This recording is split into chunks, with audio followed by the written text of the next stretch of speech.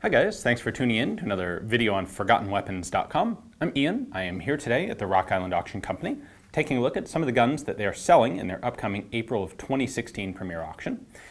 And the one I have in front of me right here is, I propose to you, both the least good looking and actually the best Japanese self-loading rifle of the early 20th century. This is, as you can see from the things sticking up here, sort of a take on the Pedersen toggle lock action. This rifle was developed by the Nippon Special Steel company, specifically designed by Dr. Masaya Kawamura, and it's not a very well-known or well-understood gun. However, the story behind it's really cool, and this turns out to have been actually one of the best rifles that Japan developed and tested prior to World War II. So the Japanese self-loading rifle program started in June of 1931, when the Japanese military asked then General Kijiro Nambu, who was the developer of the whole family of Nambu automatic pistols and the Type 11 light machine gun, very gifted arms designer. The Japanese Army asked him and his company to develop a self-loading rifle and a light machine gun to replace his Type 11, which was getting a bit obsolete. But for our purposes, what we're interested in is the self-loading rifle. They wanted a semi-auto rifle, and they gave him all of 3 months to complete this design. So, impressively, he actually pulled it off. He developed a gas-operated, rotating bolt rifle fed from a 10-round detachable magazine, chambered for the 6.5 Japanese cartridge. In 3 months, put it together, got a working prototype, which is really quite impressive. This went through several rounds of testing. Basically, every time the Japanese Army would test it, would decide it wasn't really quite good enough, and they'd give him another 3 months to improve it. And he went through a total of 4 of these cycles, and by a year later, he had a rifle that was still pretty good at this point. The Japanese Army was looking for something that would be usable in Manchuria, which has a whole lot of varied and potentially nasty weather conditions.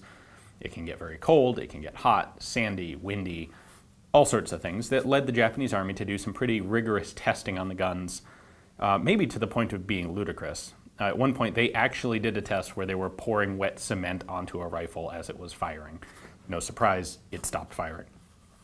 Anyway, after a year of this, the Japanese Army invited 2 other companies to enter this competition as well. These were Nippon Special Steel, which developed this rifle over the next several years, and the Tokyo Gas and Electric Company, which was a major industrial concern that had, well, for example, they'd manufactured a lot of Nambu pistols and would go on to build many other things. Now, the designs for these other rifles were both taken from guns that had been seen in Japan and presented to the Japanese for testing. Specifically, TG&E, Tokyo Gas and Electric, decided to copy the Czech ZH-29 rifle, which is a tilting bolt gas-operated rifle. I've done some video on that if you're interested in it in more detail. Nippon Special Steel, Dr. Kawamura, decided he liked the Pedersen system and wanted to build a rifle designed around that system, but he recognized that the Pedersen rifle had some flaws. For one thing, well, these flaws were all based on the fact that it was a delayed blowback action. So the tolerances and the machining in the toggle mechanism were critical. They had to be just right because that's what determined if the rifle was going to cycle properly or open when pressure was too high or not open at all. And of course, being delayed blowback, it did extract at a very high pressure. So these were problems that Kawamura saw with the gun, and he decided he could develop something using the same basic action but that would resolve those problems. And what he did was develop basically a gas-operated version of the Pedersen. So only about 6 months later, in January of 1933, there's a series of Japanese Army rifle testing between what are then 3 competitors in this field. The predecessor to this rifle, TG&E's copy of the ZH-29, and General Nambu's rifle. Well, Nambu's rifle still has some problems, and at this point he decides he's had enough of this. He can kind of see where this is going and decides that he doesn't think the Japanese Army is actually going to adopt a self-loading rifle at all anyway, and he is not having very much success in meeting things like their accuracy and weight requirements for the guns. So he drops out to focus on developing his light machine gun instead, which turns out to be a really good plan because that light machine gun within 3 years will be adopted as the Type 96 Nambu, and then a scaled up version of it slightly in 7.7 caliber will be adopted as the Type 99 Nambu. These will be extremely successful, very good light machine guns. So Nambu did the right thing in bailing from this rifle competition. At the end of the 1933 trials, the Nippon Special Steel rifle has some problems. It's not particularly reliable and it has some accuracy issues. So Kawamura goes back to the drawing board and he tweaks the gas system and makes a number of improvements to it. And then at the same time, the Japanese Army, and this is kind of a weird twist where we get into some of the political setup in Japan. After the 1933 tests, the Japanese Army decides it wants to get into this competition as well itself through the Tokyo Army Arsenal. So a general there sets up a program to develop their own rifle, and their rifle is also a copy of the Pedersen. And they don't tell either of the private companies that's competing about this until the next set of testing in 1935 when an Army rifle shows up. And this kind of puts everyone in a bit of an awkward position because these tests are being judged by a panel of Army officers, I mean specifically led by a single Army officer who's a colonel.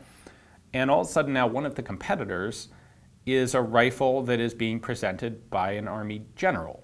And so this colonel in charge of the testing board is in this extremely awkward position of, if the general's rifle isn't actually the best one, he has to come up with some way to tell a superior officer that his product has problems and is faulty. And this is not something that's an easy task in Japan in the 1930s.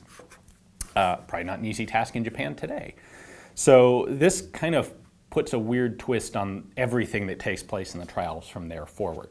However, in the 1935 trials, what was submitted by Nippon Special Steel was actually 13 of these specific rifles were made, and 4 of them were submitted to the trials. We don't know which. I suspect that all 4 that went into the trials were probably tested to destruction, so I suspect that this is another one of the, basically the backup guns that wasn't actually tested, because at that point, the tweaks that Kawamura had made to this gun really worked well. Those 4 trials rifles, between them, fired over 100,000 rounds without any extraction problems. He had definitely he'd found the issues, he'd fixed them, and this is a remarkably reliable rifle by absolutely any standards, much less Japanese military standards, where all of the small arms development was kind of in a world by itself. So at this point, this specific version of the rifle, it still had some accuracy issues. They were getting better. Kawamura then put his rather intimidating small arms development talents into figuring out what he could do to improve the accuracy of these rifles. And he came up with a bunch of twists and tweaks, largely based on things like harmonizing all of the stresses under firing to make sure that they were parallel to the bore axis, so that you didn't have forces, say, pushing the bolt down or up or to the side.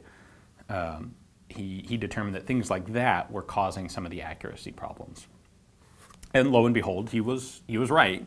By the final set of trials in 1936, he solved the accuracy issues too, and he had a very reliable and quite sufficiently accurate self-loading rifle, slightly one step beyond this version. And had things been fair, he probably would have won the trials. As it was, because of this odd Army involvement, the trials board came to the conclusion that both his rifle and the Army rifle were very good, and it was very difficult to tell the difference between the two, and they kind of waffled their way out of having to make a decision. At the same time, in July 1936, we have the Marco Polo Bridge incident. And this was really the ramping up of the war between Japan and China. Soldiers on both sides exchanged fire over the Marco Polo Bridge, and at this point, the Japanese Army abandoned its interest in a new self-loading rifle. All of the designs were at least twice as expensive as the existing Type 38 Arisakas, so there was going to be a lot of money required to actually convert the Japanese Army to self-loading rifles like this one. They didn't really have that money to spend, and now, with the war really heating up quickly, they needed all the guns they could get. So all of these development plans went by the wayside, and they went back to the Type 38 Arisaka. Unfortunately, this really had a lot of potential, despite the fact that it's kind of a blocky, honestly, it's kind of an ugly looking rifle, but in terms of functionality, it appears to have been really an impressive performer. Now, this particular example is missing its magazine, unfortunately. The original magazines actually looked kind of like Lee Enfield magazines, although a little bit longer. The original mag would have been about that long. So, fortunately, this is also a very easy rifle to disassemble, and it's got some really interesting details to the mechanics. So why don't we come back here and let's take a closer look at exactly how this one works. So as you can see, this is a toggle locked action, or a toggle joint action. Now it is locked open here because it automatically locks open when the magazine is empty, and the mechanism that does that doesn't actually work straight off the follower. So it locks open if there's no magazine in it as well. In order to drop the toggle, you would presume you'd take the magazine out, you'd put a loaded mag in, and then you would actually pull the trigger, which drops the toggle, and then pulling the trigger a second time fires the rifle. This, using the trigger to close the bolt, was a not uncommon feature in the 1920s and 30s. Certainly it would have been seen in Japan on the ZH-29 that was presented by the CZ factory for trials in Japan, which also had this feature. So the big difference that Kawamura made is by going to a gas system, he was able to get rid of the necessity for lubricated ammunition. That's only required when the cartridges are extracting at very high pressure, which is a kind of a side effect of using a delayed blowback system. So what he did instead was he put a gas block, a gas port in the barrel. This is our gas block. We have 3 different settings here. I'm pretty sure that one of these, I think it's this one, is a gas cutoff entirely, which would probably allow you to then use rifle grenades. And then this is a general function setting, and this is the fouled setting. One of these allows more gas through than the other. Now, this plug right here is actually the end of the gas piston. One of the really interesting features about this rifle is the gas piston actually goes forward. So gas comes down out of the barrel, and it actually pushes this piston forward instead of backward. There's then a long connecting operating rod that comes down under the stock, and this whole rod is pulling forward, so it's under tension. This allowed Kawamura, the designer, to use a relatively thin operating rod. It's only about 6 millimeters in diameter, because as long as it's in tension, it's not in any danger of buckling under stress when firing, which was a problem in a lot of other gas piston rifles at the time, something that had to be designed around. So that's why you'll see a rather large diameter gas piston on, say, an M1 Garand. Well, Kawamura was able to avoid that by having the system go forward. So when I operate the action, you can actually see that gas piston going forward, just like that.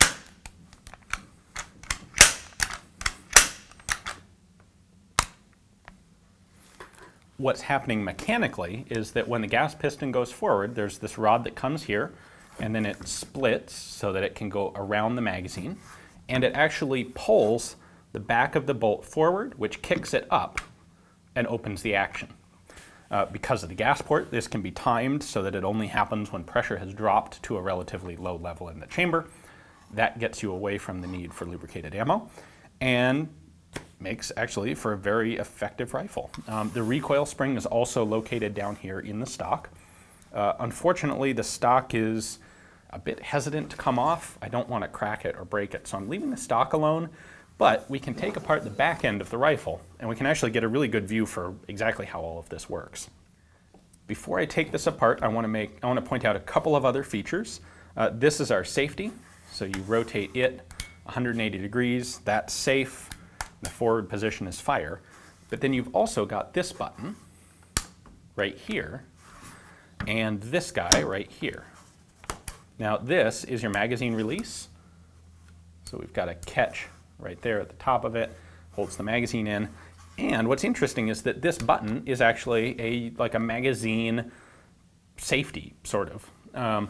When you push this in, it locks the magazine release so that the magazine can't be removed, prevents you from accidentally dropping it. So to release the mag, you have to push the button in and then drop the magazine.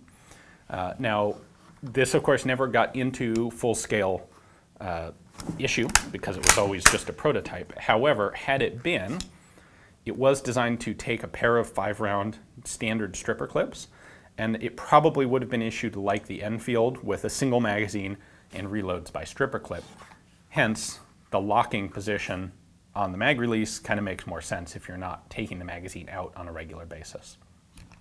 So let's go ahead and take the lower receiver off now. We do that, it's very simple. We have one pin here, which I'm going to push through. I can grab the end of the pin right there. It is captive, so it stays in the upper receiver. Once that comes down, the lower receiver and the fire control group drops out of the gun. Now we have our upper separated. Pretty simple mechanism back here. This is the hammer. It is a rotating hammer, so it pivots up when you fire. In fact, I can show you that. So it pivots up like that to hit the firing pin, which I'll show you in a minute. And it's got its spring right there. This was an element on the up through the 3rd model of this rifle, and this is a 3rd pattern rifle. On the 4th pattern, where they adopted the last set of improvements to things like accuracy, this was replaced by a different style of hammer. One of the things Kawamura decided was causing problems was having this rotating hammer assembly. So he replaced it with some type of straight moving linkage. I don't have any pictures of the replacement style, but this back here is our in battery safety. So if this is not depressed, and when the bolt's fully in battery, the toggle, of course, drops down, and part of the toggle hits this and depresses it. If that's not depressed, the gun won't fire, so that you can't fire out of battery. Once that's down, then you can fire. All right, so next up we're going to move to the front here. I'm going to take this gas plug out. This is quite loose. It's missing a detent spring or something. Once that is out, I can then lift the toggle up. That pushes the op rod forward. I can rotate the operating rod. You can see it's out of alignment now. And that locks the toggle in this position. What that does is it puts tension on the mainspring and holds it while releasing the toggle. So at this point, I can now take the toggle pin right here, push that through. It's also captive in the upper receiver. Once that's out, then I can pull the toggle mechanism out. This comes back, pivots up, and there's our toggle mechanism. So because this is gas operated, it can be pretty simple. And while it has to be made properly and it has to be made well, it doesn't have to be made to the extremely demanding standards of a delayed blowback style of toggle. This just has to lock down in place and stay there until the operating rod pulls on these two cammed surfaces to break it open and cycle backwards like this. Now our firing pin, this is, you know what, this is actually kind of like a BAR bolt. Certainly I suppose it's possible Kawamura had seen a BAR, although he certainly didn't have to in order to come up with this design. But the firing pin is located right here. So it's spring-loaded. Extractor is in the top of the bolt there, and our ejector is that plunger pin on the bottom. So the hammer, the rotary hammer, comes up and hits that, and it is this surface in here that's going to push down on the out-of-battery safety to allow it to fire. One thing I want to point out quickly here, this bolt is serial number 12, while the lower receiver here is serial number 13. And several of the parts in the lower receiver are also serialized number 13. This gun is a mixture of parts, some from number 12, some from number 13. And that's not that surprising or necessarily uncommon for a trials gun like this. either they got mixed at some point or they had problems with parts of one or both of the guns and made a mixed gun in order to have a complete and functioning example. All right, now looking at the upper receiver, I can show you the actual operating rod. It is this and this, and they are connected right back here. So these are pushing on, this whole system is pushing on the cams on the toggle assembly when it moves forward, remember, and it's got a really stiff spring in it. I can push it just a little bit there. Really very stiff. That stiffness forces it to, that delays when it opens, which reduces the chamber pressure when it does open. So you can see that they're starting to narrow right up here, and then under the handguard right around here somewhere, they're going to come together into a single rod that goes forward out to our gas port. All right, one more cool thing I want to show you is this rear sight. It is an Aperture Sight, it has a blade front sight, and it has this wheel for adjusting your elevation. What you do is take this lever and push it. It moves just slightly clockwise. When you push that lever in, you can then use this thumb wheel to rotate the rear sight up and down. And it has a little blade style of catch right there that locks into a series of notches right here. Those correspond to specific ranges, which are written on this drum. So right now I have this set to, there we go, 900 meters. And that just rotates up and down. It looks like this is also a windage adjustable rear sight, although you have very small controls, a very small little knob and a screwdriver slot on this side, which I think is very clever and proper. The idea there is you zero the rifle using this to set your windage, and then windage is not typically a thing that you want to adjust in the field on a rifle like this. So you can if you have to, but the controls are nice and small so that you're not going to do it accidentally, while your elevation control is much easier to use, and it's also the thing that you're more likely to be using. Just for comparison's sake, the front sight is this nice tall triangular post. These two holes in the top of the gas block would have been pinholes for a front sight hood that was originally on these rifles. Really, in many ways, this is the best and most refined variant of the Pedersen system, although it achieves that goal by largely abandoning what Pedersen was trying to get at, which was the lack of moving parts and the very simple delayed blowback system, which it's a trade-off. You get the simplicity in exchange for a number of functioning caveats that require lubricated ammo and also a high cost of high tolerance manufacture. Well, thanks for watching, guys. I hope you enjoyed the video. I really enjoy the story behind this rifle. It's something that I think most people look at and kind of go, wow, that's an ugly prototype thing. That can't possibly work. When in fact, this is one of the best rifles that Japan tested, and this would have held its ground well, competing against any self-loading rifle of the 1930s. So really a very impressive design, and I hope that it goes to a good home where it'll be really well appreciated.